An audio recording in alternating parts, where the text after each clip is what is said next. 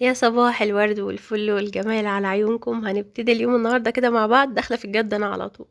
في الفيديوهات اللي فاتت انا كنت الحمد لله شقتي زي الفل، فالنهارده قررت كده ان انا هفتح، لازم نهوي البيت، وهطلع الفرش بتاعي عشان يتهوى، وبعد كده هدخل جري على المطبخ. انا الحمد لله الشقه تمام ونظيفه. غالبا كده بحب الصبح ان انا ادي ترويقه سريعه للبيت لو مش هعمل فيه اي حاجه عميقه يعني، وبعد كده ادخل على المطبخ لو ورايا حاجه هتتعمل. فكرة ان احنا بنقسم الشغل على نفسنا وكل يوم حاجة، دي بتسهل علينا الدنيا جدا جدا جدا. 3 4 ايام ورا بعض كنت كل يوم في الشقة بشتغل في حاجة، مرة الأوضة دي، مرة الأوضة دي، مرة الصالة، مرة الحمام والمطبخ، وهكذا. فالنهاردة صحيت روقت الدنيا، ما خدتش 10 دقايق وفتحت وهويت، وبعدين دخلت على المطبخ. في مثل بيقول التاجر لما يفلس يدور في دفاتره القديمة. فقررت النهارده بما اني مفلسه واحنا اخر الشهر اني ادور في دفاتري القديمه. يعني ايه؟ هدور في التلاجة، في الفريزر، ادور عندي في المطبخ، اشوف الحاجات اللي انا اقدر افرزها، اعمل منها اكل يكفي يومين، وهكذا. ففي الفترة اللي احنا فيها دي ومع غلاء الأسعار ما ينفعش خالص خالص ان احنا نسيب حاجة تبوظ ولا تدبل ولا تترمي ولا تتركن ولا حاجة تسوس. لا لا لا لا، اي حاجة عندكم حافظوا عليها بايديكم واسنانكم. فانا كان عندي شوية طماطم كده في التلاجة، لو فضلوا زيادة عن كده هيدعوا عليا لان هيبوظوا، وانا الايام دي مش بطبخ كتير. اللهم لك الحمد، شطبت، مفيش لحوم ولا اسماك ولا اي حاجة خالص. فقلت مش مشكلة خالص، انا بقضيها أي حاجة لحد اخر الشهر ان شاء الله. بس مش معنى كده ان الحاجة المتاحة عندي ارميها. فانا للاسف يعني، وده شيء لا يفرحني على الاطلاق، مش كان عندي شويه خضار دبلانين. انا بزعل قوي لما حاجه تدبل، مش مجرد احساس انه لا ده احنا فلوس هتترمي على الارض، لا، بحس ان انا برمي النعمه، فحرام جدا. فالمهم اخدت الطماطم بتاعتي وقلت هفرزها بالطريقه المعتاده. بنغسل الطماطم كويس، بعدين بتتنقع، وبعد كده بشيل الجزء الاخضر اللي فيها، لو فيها حاجه بايظه بنرميها طبعا. وبعد كده بقطعها قطع صغيرة وابتدي احطها في حلة على النار تنزل المية بتاعتها. انا بحطها من غير مية خالص، وبعد كده ببتدي ان انا اسيبها لما تستوي شوية، واسيبها تبرد واضربها في الخلاط واصفيها واحطها في الفريزر. في خطوة بعد الضرب في الخلاط ان احنا نرجعها على النار تاني، بس انا بصراحة بقيت بحسب كل حاجة. يعني الخطوة اللي اقدر استغنى عنها بستغنى عنها. هنضرب تاني، هنحط تاني على النار، ما احنا هنبقى مش بنوفر، هنبقى بنستهلك غاز تاني. قطعت الطماطم، وبانها كميه مش كبيره، انا اصلا كنت شايله كيس في الفريزر كنت مقطعاه لكن مش متفرز، كنت شايفه ان هو كميه بسيطه والفريزر عندي فاضي اصلا، فعادي مش مشكله. فطلعته، هفكه وهحطه عليهم، وهيعملوا لي كميه تعتبر بالنسبه لاستهلاكي انا كويسه. وما نستقلش بحاجه مهما كانت كميه قليله، الاسعار كل يوم في زياده. فانت لما تلاقي نفسك جايبه حاجه وبتنفع، يعني الحاجات دي بتنفع بتنفع بتنفع. هتقولي الطماطم غاليه، هقول لكم هي اصلا كانت عندي، يعني انا استهلاكي بجد الفتره دي في كل حاجه قليل جدا، فانا مش عايزه حاجه تبوظ. المهم حطيت الطماطم كده على النار، وكل الميه دي نازله منها على فكره. ففي الاول هسيبها تغلي كده، وبعدين ههدي عليها ورحت علشان افطر.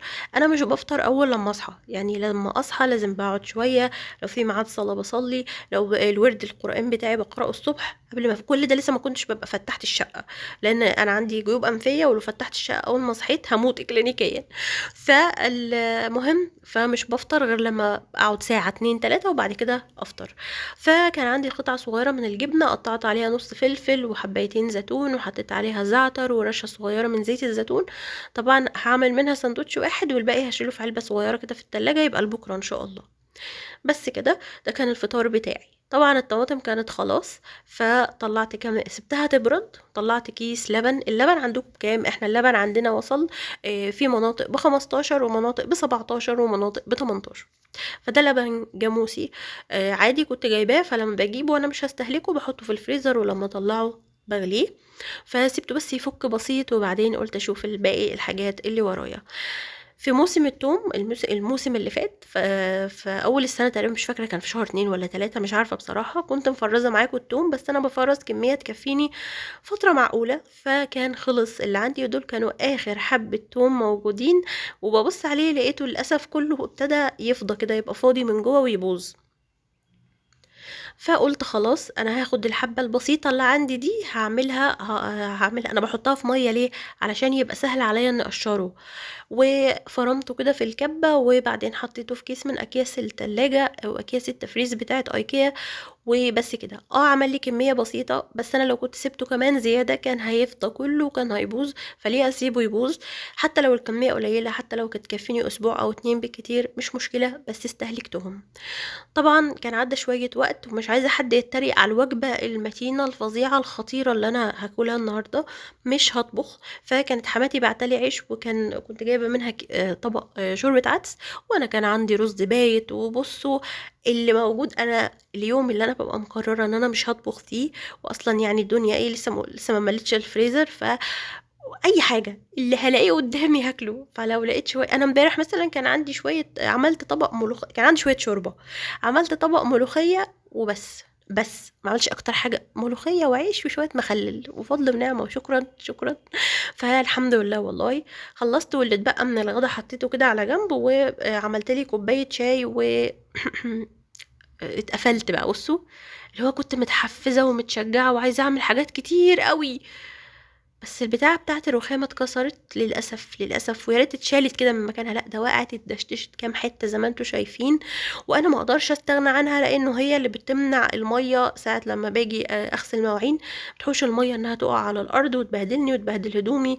فالمهم اتصرفت ولصمتها كده زي ما بيقولوا، لزقتها لزق أي كلام على ما بقى أجيب سيليكون ولا أشوف بتتعمل ازاي.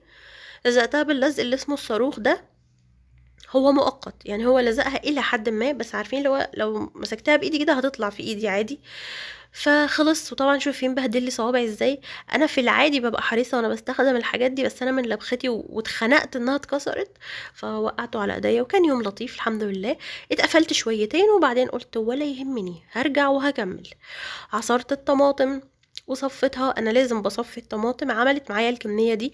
طبعا الكميه دي بتبقى ركزة قوي، يعني انت لما هتستخدمي الكيس في طبخة مثلا ممكن تزودي عليه بقى كوباية شوربة، كوباية مية، يعني مش بنحط الطماطم دي كده بس. انا بركزها قوي علشان ما تاخدش مساحة في الفريزر، بما ان انا ما فيش عندي ديب فريزر. فالناس اللي زيي اللي احنا مش عندنا ديب فريزر، طب نعمل ايه؟ ما نفرزش وما نخزنش؟ لا طبعا هنفرز ونخزن، حتى لو كميات بسيطة، حتى لو كيلو واحد من اي صنف من اصناف الخضار. علشان الناس اللي بتقعد تقول الظروف والاسعار وانتم مش حاسين بالناس، حبيبتي انت لو كل اسبوع بتشتري صنف واحد او كيلو واحد من الخضار وتفرزيه مثلا عشان رمضان، هيفرق معاكي اكيد في شهر رمضان. فالموضوع يعني سهل. المهم الحمد لله. بدأت احطهم بقى في الفريزر. وكان عندي كمان منجاية واحدة كنت مقطعها كده، طلعتها عشان اعمل عصير. قلت بما ان انا مطلعه الخلاط عصرت الطماطم، فيلا اعمل كوباية، يعني هيعمل معايا كوبايتين مثلا من العصير وبس. تمام الحمد لله. كان عندي جبل من المواعين، ودي الاكياس بتاعت ايكيا. الاكياس دي يا بنات بيعاد استخدامها مره واثنين وثلاثه، طول ما هي ما اتقطعتش ما اتخرمتش، فتقدري ان انت تستخدميها، بس لو انت حاطه فيها خضار او فاكهه. طبعا مش بفرز فيها اي نوع من انواع اللحوم، لحمه، سمك، جمبري، فراخ، اي نوع من انواع اللحوم مش بفرزه فيها. الاكياس دي عايزه اقول لكم عندي بقى لها سنتين تقريبا العلبة، فلاني بعيد استخدامها تاني. وغالبا مثلا لو مفرزة فيها توم ممكن اغسل الكيس واشيله في مكانه في الفريزر يبقى للتوم وبس، عشان الحاجات ما تلقطش من بعضها. كانت حماتي كانت عاملة طعمية، وكانت بعتالي كده كيس صغير، لانه انا استهلاكي في الحاجات اللي بتتقلي قليل قوي. فانا قلت ايه، هغسل كيسين كده من بتوع ايكيا وهبتدي اقسم الطعمية فيهم. باحب احط الطعمية فيهم ليه؟ لان الاكياس دي بينفع تدخل الميكروويف عادي، فالكيس لو مجمد ومتفرز زي ما هو بطلعه احطه نص دقيقة كده في الميكروويف بيفك، واستخدم الطعمية على طول. تمام. حطيتهم برضو في الفريزر. غسلت كل المواعين اللي كانت في الحوض، وبسيبها تتصفى شوية، وبعدين برجع انشفها بفوطة واحط كل حاجة في مكانها. قلت باعمل اي حاجه دافيه نشربها. انا بحب في الشتاء انه يبقى فيه دايما دايما دايما مشروبات سخنه، كاكاو، نسكافيه، اي حاجه. وبما اني كنت غاليه لبن، فقلت خلاص النهارده هعمل باللبن كده. كنت الاول ايام الغنا كنت بعمل المشروب كله لبن دلوقتي بقيت بحط نص لبن ونص ميه. والله الحمد لله إحنا الحمد لله فضل ونعمة والله العظيم. أنا اليومين دول من كتر البوستات اللي باشوفها على الفيسبوك والناس بتشتكي، وفي ناس فعلًا، فعلًا ظروفها صعبة جدًا، جدًا، ومش لاقي حاجة فمهما لقيت الدنيا ضاقت بيّا بافضل دايمًا باريّح قلبي إنه برضه أنا أحسن من غيري، برضه أنا عايشة في فضل ونعمة، برضه الحمد لله، الحمد لله على كل حال، إحنا عايشين بلطف من ربنا.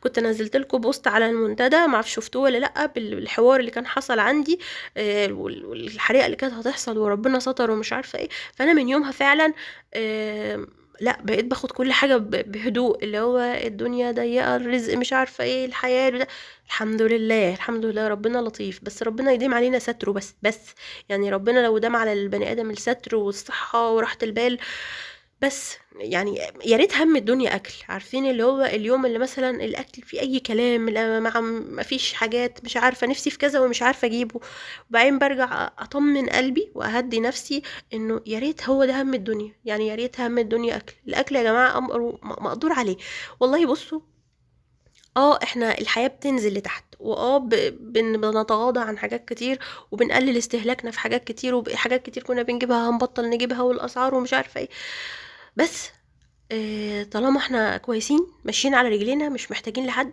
يبقى تمام، يبقى الدنيا تمام، الحمد لله على كل حال. في آخر اليوم هتتفرج شوية على المسلسل، باتفرج حاليًا على مسلسل أميرة في عابدين، هو قديم بس أنا يعني خلاص عقلي كده ما عادش باحب الحاجات الجديدة، هاتفرج على أميرة في عابدين، على أوبرا عايدة، على الحاجات القديمة دي، وبس كده، كده يعتبر اليوم بتاعي خلص. استنوني بقى قريب إن شاء الله في فيديو جديد، ويا ريت لو عجبكم الفيديو ما تنسوش تحطوا لايك للفيديو عشان الفيديو يترفع ويتشاف بدل ما القناة حزينة كده، وأشوفكم قريب على خير إن شاء الله في فيديو جديد، وشكرًا جدًا ليكم، سلام عليكم.